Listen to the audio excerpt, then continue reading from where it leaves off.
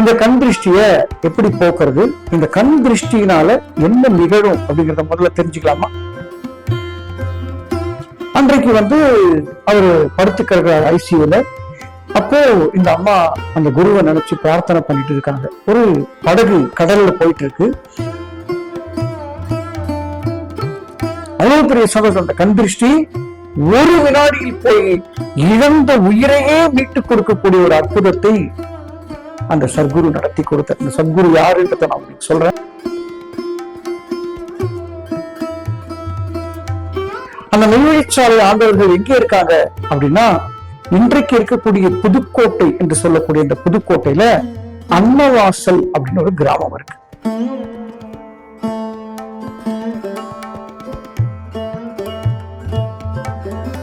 ஐயா அவர்கள் ஒரு மூல மந்திரம் எழுதி வச்சிருக்காங்க. ரொம்ப தமிழ்ல அழகான மூல மந்திரம்.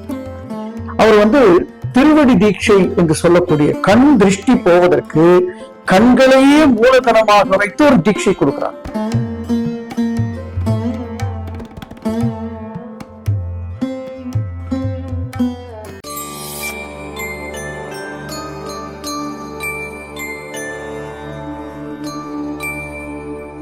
டெம்பிள் எக்ஸ்பிரஸ் ஆன்மீக அன்பர்கள் அனைவருக்கும் பணிவான வணக்கங்கள். வணக்கம்ப்பா. ஐயா, இன்னைக்கு பெரிய பிரச்சனை கண் திருஷ்டி. இந்த கண் திருஷ்டினால என்ன பாதிப்பு ஏற்படுயா? அதே மாதிரி கண் திருஷ்டி போக்குறதுக்கு எந்த சித்தர் வழிபடணும், என்ன மூல மந்திரம் சொல்லுங்க? அற்புதம் அற்புதம் அற்புதமான கேள்விப்பா. முதல்ல கண் திருஷ்டினா என்ன, கண் திருஷ்டினால என்னென்ன பாதிப்புகள் ஏற்படும்? கண் திருஷ்டி ஒருத்தருக்கு வந்துருச்சுன்னா இது எல்லா மதங்களும் இதை சொல்லுது.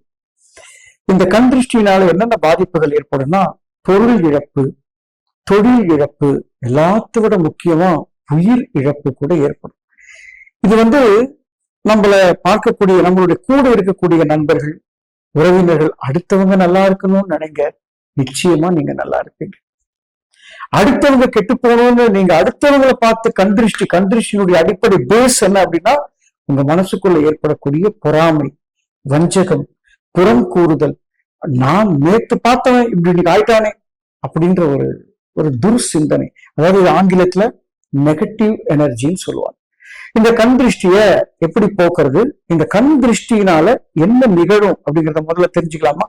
ஏன்னா நம்ம என்ன சித்தரை நோக்கி பயணப்படணும் அப்படின்றதுக்கு முன்னாடி கண் திருஷ்டி எவ்வளவு பெரிய கொடுமையை செய்யும் அப்படின்றத பத்தி ஒரு விஷயம். இந்த நிகழ்வு எனக்கு தெரிஞ்ச என்னுடைய குடும்பம் சார்ந்த ஒரு நண்பர் வீட்டுல நிகழ்ந்தது. அவங்க எனக்கு சொல்லி ரொம்ப சந்தோஷப்பட்டு ஆனந்தப்பட்ட ஒரு நிகழ்ச்சி இது. இதே மாதிரி ஒரு 30-35 ஆண்டுகளுக்கு முன்னாடி அவங்களுடைய கணவர் கண் திருஷ்டியினால அவருக்கு எப்படி பாதிக்கப்பட்டாரு அப்படின்னா, அவர் ஒரு வீடு கட்டினார். ஒரு சின்ன வீடு தான். அந்த காலத்துல ஒரு மிஞ்சி போன ஒரு 500-600 ஸ்கொயர் ஃபீட்டுக்கு ஒரு சின்ன வீடு கட்டினார். அவரு ரயில்வேல பணி செய்து சின்ன சின்ன சம்பளம் சம்பாதிச்சு 4-5 குழந்தைகளை வச்சுக்கிட்டு ஒரு சின்ன வீடு கட்டினதை பார்த்து அவருடைய உறவுகள், நண்பர்களை அவர் மேல கண் திருஷ்டி வச்சு அவருக்கு ஒரு கடுமையான, அந்த காலத்துல அம்மை நோயெல்லாம் வந்தா மீண்டு வரமாட்டார். அது வெப்பு நோய் அப்படின்னு சொல்லுவாங்க. அந்த வெப்பு நோய் அவருக்கு ஏற்பட்டு ஒரு மரண வாதனைக்கு அவரு தள்ளப்பட்டார். நல்ல கூர்ந்து கவனிங்க நண்பர்களே. நாம யாரையும் கெடுக்க கூடாது, யாரும் கெட்டு போகணும்னு நினைக்க கூடாது. இந்த பிரபஞ்சத்துல நாம என்ன விதைக்கிறோமோ அதுதான் நமக்கும் சேரும். அந்த கணவர் அவ்வளவு ஒரு கொடுமையான மரண வாதனைக்கு தள்ளப்பட்டு ஆஸ்பத்திரியில ஐசியூல படுத்து கிடக்குறாங்க. அந்த அம்மா அவங்களுடைய துணைவியார் என்ன பண்றாங்க, அந்த குருவை நினைச்சு மனசுக்குள்ள பிரார்த்தனை பண்ணிட்டு, ஏன்னா அந்த குருவை அவங்க பார்த்தது கூட இல்லை. இவங்க தன்னுடைய கணவர் சொன்னதை நினைச்சு அந்த குருவை நினைச்சு அந்த மருத்துவமனையில படுத்துக்கிட்டு இருக்காங்க. ஒரு இரவு பொழுது, அந்த இரவு பொழுதுல என்ன நிகழ்து அப்படின்னா, ஒரு கனவு காண்றாங்க. ஒரு கடல் இருக்கு. அதுக்கு முன்னாடி ஒரு முக்கியமான விஷயம் என்னன்னா, உங்க இருக்கிற மருத்துவர்கள்லாம் சொல்றாங்க, இவர் நாளைக்கு இறந்து போயிடுவாரு, உங்களுடைய குடும்பம், நண்பர்கள், உறவினர்கள் எல்லாம் சொல்லி அனுப்பிடுங்க. ஏன்னா இந்த காலத்து மாதிரி அன்னைக்கு போன் கிடையாது. சோ அவங்க எல்லாருக்கும் சொல்லிட்டாங்க. கிட்டத்தட்ட ஒரு 20-25 பேர் வீட்டுக்கு வந்துட்டாங்க. அன்றைக்கு அவரு படுத்துக்கிறார் ஐசியூல. அப்போ இந்த அம்மா அந்த குருவை நினைச்சு பிரார்த்தனை பண்ணிட்டு இருக்காங்க. ஒரு படகு கடல்ல போயிட்டு இருக்கு. அந்த கடல்ல போயிட்டு இருக்கிற படகு வந்து முழுக போகுது. அப்படியே கொஞ்சம் கொஞ்சமா தண்ணி உள்ள வந்து முழுகிற மாதிரி இருக்கு. யாரோ ஒருத்தருடைய கரம் வந்து அந்த படகை அப்படி திருப்பி போடும். திருப்பி போட்ட உடனே அவங்களுக்கு அந்த கனவு கலைஞ்சிடும். கனவு கலைஞ்ச உடனே என்ன இது என்ன காட்சி என்னன்றதே அவங்களால ஐடென்டிஃபை பண்ண முடியல. இரவு கடந்து போச்சு. காலையில மருத்துவர்கள்லாம் வந்து அவரை பரிசோதனை பண்ணி பார்த்தா 100% அவருக்கு ஆரோக்கியம் திரும்பிடுச்சு. நீங்க இன்னைக்கே அவரை டிஸ்சார்ஜ் பண்ணி வீட்டுக்கு கூட்டிட்டு போலாம் அப்படின்னு அவங்க சொல்றாங்க. என்ன நடந்ததுன்னு தெரியல. அவ்வளவு பெரிய சந்தோஷம். அந்த கண் திருஷ்டி ஒரு வினாடியில் போய் இழந்த உயிரையே மீட்டுக் கொடுக்கக்கூடிய ஒரு அற்புதத்தை அந்த சத்குரு நடத்தி கொடுத்தார். அந்த சத்குரு யாருன்றதை நான் உங்களுக்கு சொல்றேன். அதே மாதிரி கண் திருஷ்டி அவோ உயிரே இழந்ததை மீட்டுக் கொடுக்கும் போதும் நம்முடைய பொருள் மீண்டு வராதா? நம்மளுடைய அவமானங்கள், மான அவமானங்கள் மீண்டு வராதா? நம்மளுடைய இயலாமை மீண்டு வராதா? நம்மளுடைய இன்ப துன்பங்கள், இழந்த செல்வங்கள் அத்தனையும் மீண்டு வரும். அப்பேற்பட்ட சத்குருவை பத்தி நம்ம தெரிஞ்சுக்க போறோம். அவர் யாரு அப்படின்னா மச்சமுனின்னு சொல்லக்கூடிய மச்ச முனிவர் வர்றார். நம்ம ஏற்கனவே நம்ம சேனல்ல பேசியிருக்கோம்.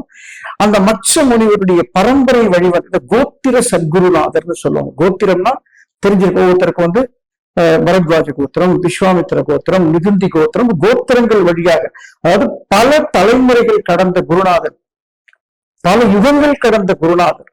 அப்பேற்பட்ட குருநாதருக்கு பேரு மார்கநாத மகரிஷின்னு பேர். அவர் வந்து மெய்வழிச்சாலை ஆண்டவர்கள் சொல்லுவாங்க. அந்த மெய்வழிச்சாலை ஆண்டவர்கள் எங்க இருக்காங்க அப்படின்னா இன்றைக்கு இருக்கக்கூடிய புதுக்கோட்டை என்று சொல்லக்கூடிய இந்த புதுக்கோட்டையில அன்னவாசல் அப்படின்னு ஒரு கிராமம் இருக்கு. அந்த அன்னவாசல் கிராமத்துல புதுக்கோட்டை என்று சொல்லக்கூடிய அந்த புதுக்கோட்டை சமஸ்தானத்துல கிட்டத்தட்ட 100 ஏக்கர் நிலப்பரப்புல மெய்வழிச்சாலை ஆண்டவர்களுடைய ஜீவ சமாதி ஸ்தலம் இருக்கு. தயவு செய்து அன்பர்கள், நீங்க உயிரிலிருந்து மீண்டாலும், பொருளிலிருந்து மீண்டாலும், கண் திருஷ்டியிலிருந்து மீண்டாலும் நிச்சயமாக இந்த ஸ்தலத்திற்கு சென்று வாருங்கள். இப்போ தம்பி, உங்களுக்கு ஒரு கேள்வி வரும். அங்க போய் என்ன பண்றதுயா, என்ன பரிகாரம் பண்றது? நீங்க திரும்ப அங்க போக வேண்டிய அவசியம் இல்லை. ஏன்னா நிறைய பேர் வந்து எங்களால இடம் விட்டு இடம் வர முடியல. நீங்க இந்த பரிகாரத்தை வீட்டுல இருந்தே பண்ணுங்க. உங்களுடைய கண் திருஷ்டி போவதற்கும், இழந்த பொருள் மீண்டு வருவதற்கும், உயிர் மீண்டு வருவதற்கும் ஒரு பரிகாரம் என்ன அப்படின்னா, ஐயா அவர்கள் ஒரு மூல மந்திரம் எழுதி வச்சிருக்காங்க. ரொம்ப தமிழ்ல அழகான மூல மந்திரம். அவர் வந்து திருவடி தீட்சை என்று சொல்லக்கூடிய கண் திருஷ்டி போவதற்கு கண்களையே மூலதனமாக வைத்து ஒரு தீட்சை கொடுக்கிறாங்க. கண் திருஷ்டி போவதற்கு அதாவது வைரத்தை கொண்டு வைரத்தை அறுப்பது போல கண் திருஷ்டி போவதற்கான தீட்சை கண்களிலேயே கொடுக்கப்பட்டு ஒரு மூல மந்திரம் அவர் சொல்லித்தர. ரொம்ப அற்புதமான மந்திரம்.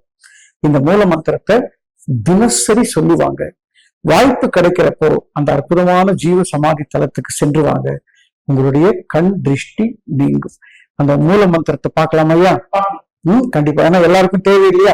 இது நான் என்னுடைய வாழ்நாள் நடந்த அனுபவம். அந்த அனுபவத்தை உங்களுக்கு பதிவு செய்யறேன். அந்த மூல மந்திரம் என்ன அப்படின்னா, மூல மந்திரம் எப்படி சொல்லணும் அப்படின்னா, நம்முடைய வலது கை இருக்கு இல்லைங்களா, இந்த வலது கையை இதயத்தின் பகுதியில வச்சு இப்படி அழுத்தி வச்சுக்கோங்க. கை ஃப்ரீயா நீங்க உட்காந்துக்கலாம், நின்னுக்கலாம், என்ன வேணா பண்ணலாம். ஆனா இந்த கையை வந்து இப்படி வைத்துக் கொள்ள வேண்டும். இதயத்தின் பக்கத்துல வச்சுக்கிட்டு முக்தி பூர்ணம் மெய்யாக மெய்யாகவே சதுர்யுகம் கோடி கால மக்களிடத்திலும் உள்ள சர்வமூல மந்திர நிரூபிக மகான்மியராகிய யுகவான் சாலையாண்டவர்களே முக்தி பாலிப்பு. இப்படி செய்யணும். புரியுதுங்களா? இந்த மந்திரம் இந்த மாதிரி கை வச்சு சொல்லிட்டு முடியும் போதும் இந்த மாதிரி கை வைத்து இந்த மாதிரி, இதுக்கு பேரு சிர வணக்கம்னு பேர். இத அந்த சபையில் இருக்கிறவங்க பண்றாங்க. மெய்யாக மெய்யாகவே சதுர் யுகம் கோடி கால மக்களிடத்திலும் உள்ள சர்வ மூல மந்திர நிரூபிக மகான்மீராகிய யுகவான் சாலை ஆண்டவர்களே முக்தி பாலிப்பு. முக்தியே தரக்கூடிய கண் திருஷ்டி மட்டுமல்ல, முக்தியே தரக்கூடிய அந்த ஞான மந்திரத்தை சொல்லி இந்த சிர வணக்கத்தை செய்து அந்த ஞான சர்க்குருவை வணங்குகின்ற போது சர்வ தோஷங்களும் பாவங்களும் நீங்கி கண் திருஷ்டி நீங்கி வாழ்க்கையில் சுபிக்ஷமான வாழ்க்கை அமையும் என்று சொல்லி ஐயா இது எத்தனை முறை அந்த மந்திரம் சொல்லலாம்? அற்புதமான நல்ல கேள்வி. இது எத்தனை முறை அப்படின்றத விட அவர்கள் எல்லா நேரங்களிலும் இந்த மந்திரம் சாப்பிடும் போதும் உறங்கும் போதும் தூங்கும் நமக்கு நம்முடைய நோக்கம் என்ன? கண் திருஷ்டி நீங்கணும், நம்ம ஜீவனோடு மீண்டு வரணும், இரண்டாவது இழந்த பொருள் நம்ம கை சேரணும்.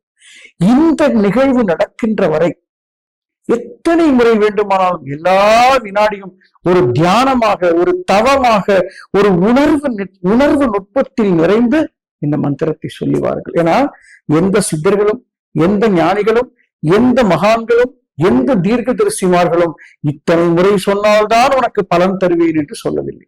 அது 108, 1008, 58, 48 இந்த கவுண்டிங்கே தேவையில்லை. இலக்கு நாம் அந்த துன்பத்திலிருந்து மீண்டு வருகின்ற வரை வாய்ப்பு கிடைக்கின்ற போதெல்லாம் சொல்லி பழகுங்கள்.